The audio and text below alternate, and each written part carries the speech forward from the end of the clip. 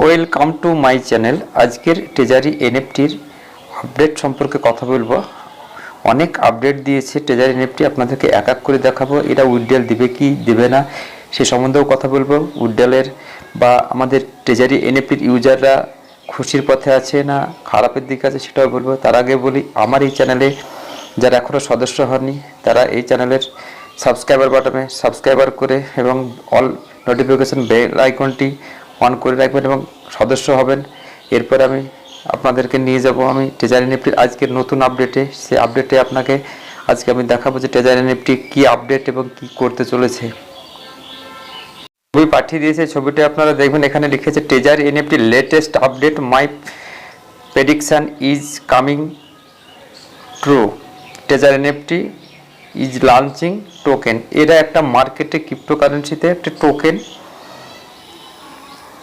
এটা লিস্টিং করেছে এবং এই টোকেনের দ্বারা তারা বিজনেসটা করতে পারবে। এবং এই টোকেনে যদি আমরা যে টোকেনটা ওরা বের করেছে ট্রেজারি এনএফটি, এই টোকেনটা আমরা এখানে ক্রিপ্টোকারেন্সি মার্কেটে এখানে আমরা বিজনেস করতে পারবো।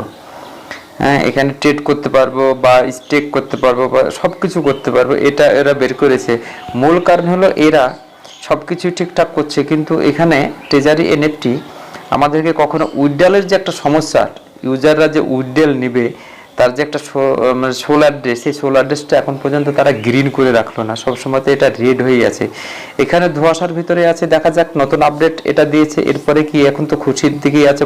টোটালি 25-23 তারিখের পর কোনো আপডেট ছিল না। এরপরে 3টে আপডেট আমরা পেলাম। এই 3টে আপডেটের আজকে লাস্ট আপডেট এই আপডেটটা দিয়েছে। দেখা যাক ট্রেজারি এনএফটি আমাদের ইউজারদেরকে, যারা ট্রেজারি এনএফটি অনেক টাকা যারা লাগিয়ে বসে আছে বা বাইন্ড বক্স যারা পেয়েছে বা বাইন্ডে প্রচুর ডলার পড়ে আছে, এই পয়সাগুলো দিবে কি না দিবে সেটা সম্বন্ধে এখন পর্যন্ত কোনো ধারণা নাই। কোম্পানি দিলে দিতে পারে, না দিলে না দিতে পারে, তবে 1% চান্স আছে দিলে দিতে পারে। কারণ এই সব ক্রিপ্টোকারেন্সি বা এই স্কিমগুলো পঞ্জি স্কিমের ভেতরেই পড়ে। কারণ ট্রেজারি এনএফটি তবে মনে হচ্ছে যে কি উইথড্রল দিবে। এরা যে ক্রাইটেরিয়া বা এরা যে সব কিছু সিস্টেমের ভিতরে চলছে বা এরা সিস্টেম একটা তৈরি করেছে, ডিএও এবং এই যে একটা টোকেন বের করেছে টিইউএফটি, এই টোকেনগুলো দিয়ে এরা এখন মার্কেটে যদি মনে করে যে ইউজারদেরকে দিয়ে আমরা এই বিজনেসটা করাবো বা এই কিছু একটা নতুন কিছু ফিচার নিয়ে আসবো, এরকম কিছু যদি করে, তবে আমার মনে বলে যে যারা ট্রেজারির ইউজার আছেন তাদের উইথড্রলের ব্যাপারটা যদি ট্রেজারি এনএফটি যদি মনে করে যে কি ছোট ছোট উইথড্রল বাইন্ড বক্সের যে অফারগুলো আছে সেগুলোকে রিমুভ করে নতুন করে যেটা আমাদের মানে লিকুইড মানি যেটা দেওয়া আছে ওখানটায়, বা যে ক্যাপিটাল ইনভেস্ট করেছে বা সেখান থেকে যে আমাদের মেন যে ওয়ালেটের যে মেন ব্যালেন্সটা ছিল বাইন্ডের অফারের বাদে, সেই ব্যালেন্স অনুপাতে যদি অল্প অল্প করে যদি আবার উইথড্রলটা দেয়, তাহলে পরে হয়তো আগামী দিনে ট্রেজারি এনএফটি হয়তো একটা জায়গায় থাকতে পারে।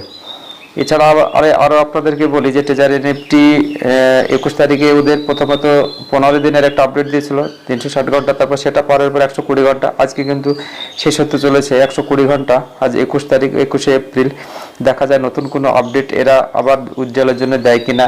এরা কোম্পানির ফিচার বা কোম্পানির ভবিষ্যতে বা কোম্পানির সব কিছু নিয়ে এরা সব কিছু চিন্তা ভাবনা করছে। টোকেন এবং ক্রিপ্টোকারেন্সিতে এরা বিজনেস করছে।